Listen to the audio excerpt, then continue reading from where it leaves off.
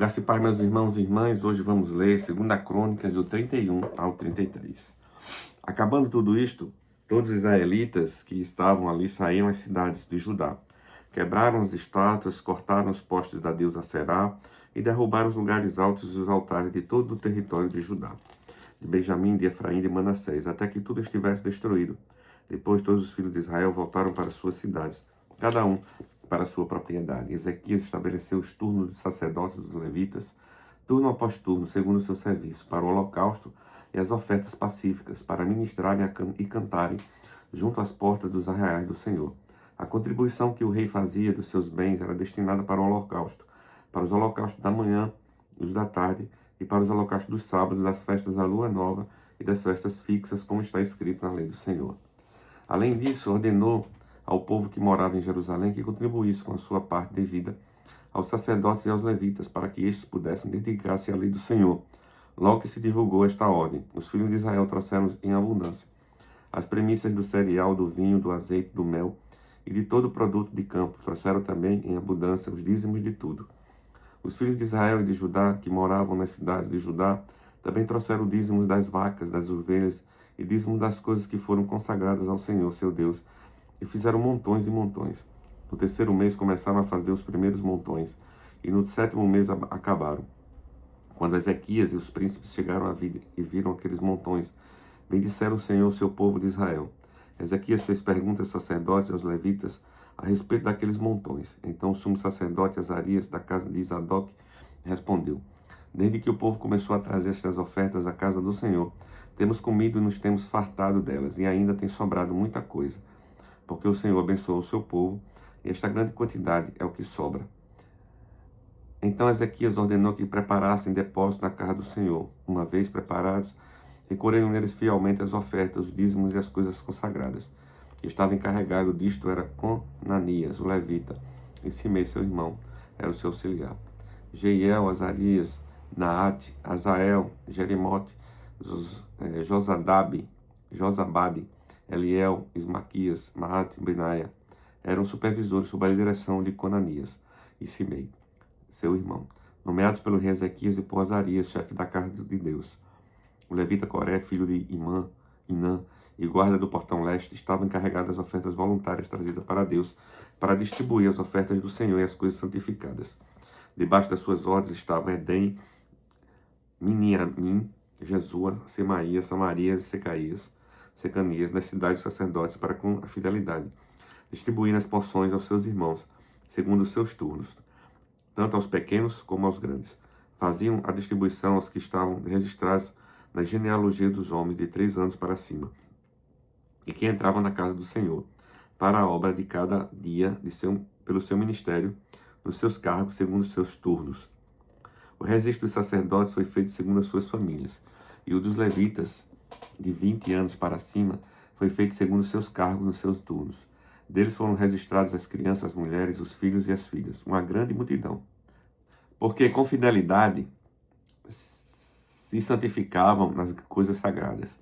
Dentre os sacerdotes, filhos de Arão, que moravam nos campos ao redor das suas cidades, havia em cada cidade homens que foram designados nominalmente para distribuir as porções a todo homem entre os sacerdotes e a todos os levitas que foram registrados.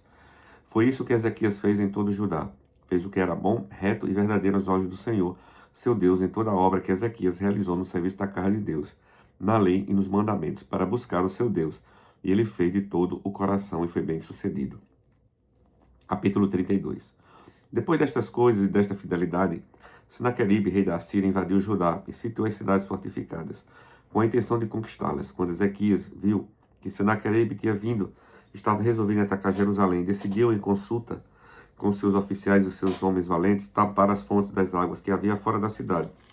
E eles o ajudaram. Assim, muito povo se ajuntou, e taparam todas as fontes, bem como o ribeiro que corria pelo meio da terra, pois diziam: por que viriam os reis da Síria e achariam tanta água por aqui? Ezequias se animou, restaurou a muralha da cidade e construiu torres sobre ela. Levantou também outra muralha por fora, fortificou Milo na cidade de Davi e fez armas e escudos em abundância. Pois oficiais de guerra à frente do povo reuniu na praça junto ao portão da cidade e lhes falou ao coração, dizendo: Sejam fortes e corajosos, não tenham medo, nem se assustem por causa do rei da Assíria, nem por causa de toda a multidão que está por ele, porque conosco está alguém que é maior do que está com ele.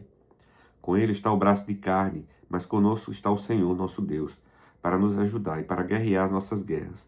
O povo se animou com as palavras de Ezequias, rei de Judá.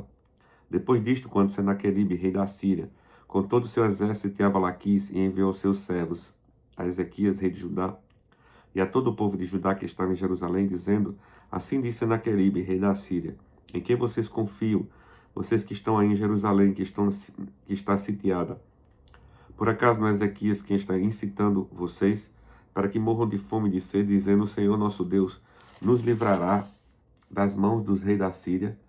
Não é Ezequias o mesmo que removeu os lugares altos, os lugares do Senhor, dizendo a Judá e a Jerusalém: Diante de um só altar vocês devem se prostrar, apenas sobre ele devem queimar incenso.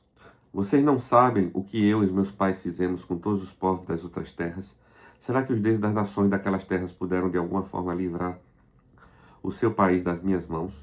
De todos os deuses daquelas nações que os meus pais destruíram, qual deles foi capaz de livrar o seu povo das minhas mãos?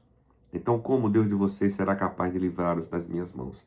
Portanto, não deixem agora que Ezequias os engane, nem que os incitem assim.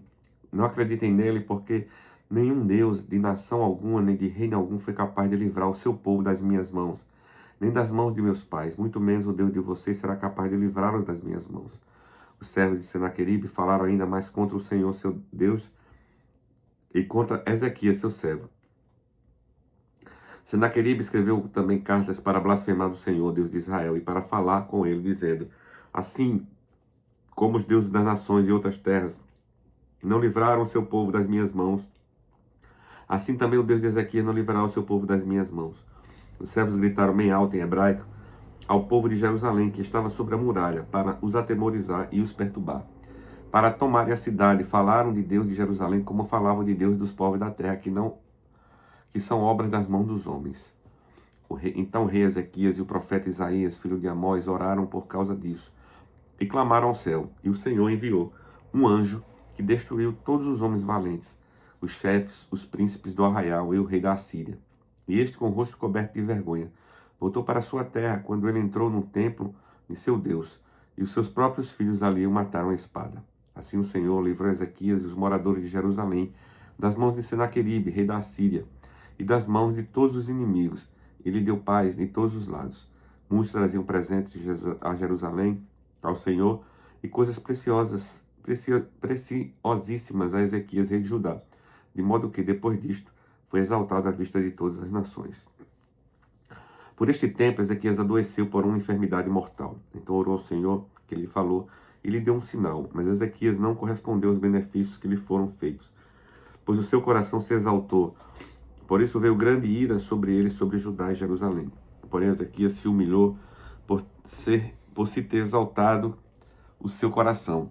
E ele, os moradores de Jerusalém, a ira do Senhor não veio sobre eles no dia de Ezequias. Ezequias teve riquezas e glória em grande abundância. Construiu depósitos para guardar a prata, o ouro e as pedras preciosas, as especiarias, os escudos e todos os objetos de valor. Também construiu armazéns para a colheita de cereal, do vinho e do azeite, estrebarias para toda espécie de animais e currais para os rebanhos.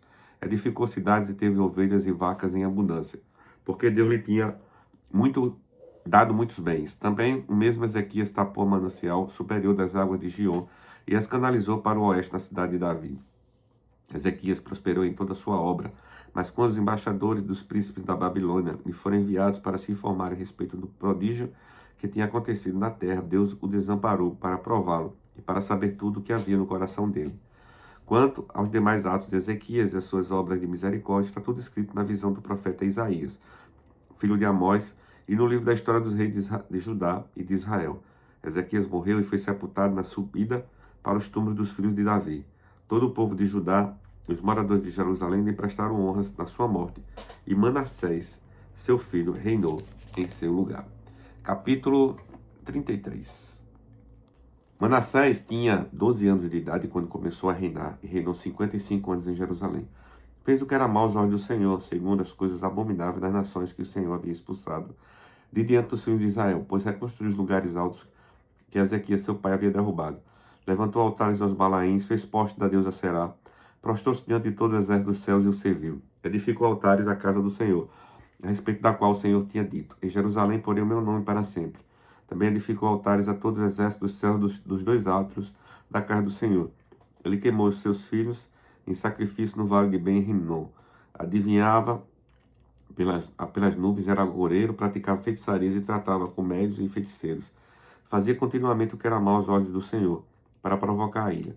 Também pôs a imagem da escultura do ídolo que tinha feito da casa de Deus, a respeito da qual Deus tinha dito a Davi, a seu filho Salomão: neste templo em Jerusalém que escolhi de todas as tribos de Israel, porei o meu nome para sempre, e não removerei mais o pé de Israel da terra que destinei aos seus pais, desde que eles tenham cuidado de fazer tudo o que eu tenho mandado, conforme toda a lei, os estatutos e os juízos dados por meio de Moisés. Manassés, de tal modo, levou o povo de Judá e os moradores de Jerusalém a andarem errantes, que fizeram pior do que as nações que o Senhor tinha destruído diante dos filhos de Israel. O Senhor falou a Manassés e ao seu povo, porém não lhe deram ouvidos. Por isso o Senhor trouxe sobre eles os comandantes do exército do rei da Síria, que prenderam Manassés com ganchos, amarraram-no com correntes e levaram para a Babilônia. Ele, angustiado, suplicou ao Senhor, seu Deus, e muito se humilhou diante de Deus de seus pais. Orou ao Senhor e o seu Deus, e o Senhor se tornou favorável para com ele, atendeu a súplica e o fez voltar para Jerusalém, ao seu reino. Então Manassés reconheceu que o Senhor é Deus. Depois disso, Manassés construiu a muralha de fora da cidade de Davi, a oeste de Gion, no vale, e a entrada do portão dos peixes. Abrangendo Ofel, ele fez uma muralha bem alta. Também pôs chefes militares em todas as cidades fortificadas de Judá. Tirou da casa do Senhor os deuses estranhos e o ídolo, bem como todos os altares que haviam construído no monte da casa do Senhor e em Jerusalém, e os lançou fora da cidade. Restaurou o altar do Senhor, sacrificou sobre ele ofertas pacíficas e de ação de graças, e ordenou a Judá que servisse ao Senhor, Deus de Israel. Porém o povo ainda sacrificava nos lugares altos, mas somente ao Senhor, seu Deus. Quanto aos demais atos de Manassés, sua oração ao seu Deus, e as palavras dos videntes que lhe falavam em nome do Senhor, Deus de Israel, está tudo escrito na história dos reis de Israel. A sua oração e como Deus se tornou favorável para com ele, todo o seu pecado, a sua transgressão, os locais onde edificou lugares altos e colocou postes nas deusas Será a imagem da escultura, antes que se humilhasse, eis que está tudo escrito na história dos videntes. Manassés morreu e foi sepultado na própria casa, e Amon, seu filho, reinou em seu lugar. Amon tinha 22 anos de idade quando começou a reinar e reinou 2 anos em Jerusalém. Fez o que era mal aos olhos do Senhor, como Manassés seu pai havia feito. Ofereceu sacrifício a todas as imagens de escultura que Manassés seu pai tinha feito e as serviu. Mas não se humilhou diante do Senhor, como Manassés seu pai tinha se humilhado. Pelo contrário, Amon se tornou mais e mais culpável. Os seus servos conspiraram contra ele e o mataram em sua própria casa. Porém, o povo daquela terra matou todos que conspiravam contra o rei Amon e proclamou Josias, filho de Amon, rei em Jerusalém. Palavra de hoje, pastor Dainello.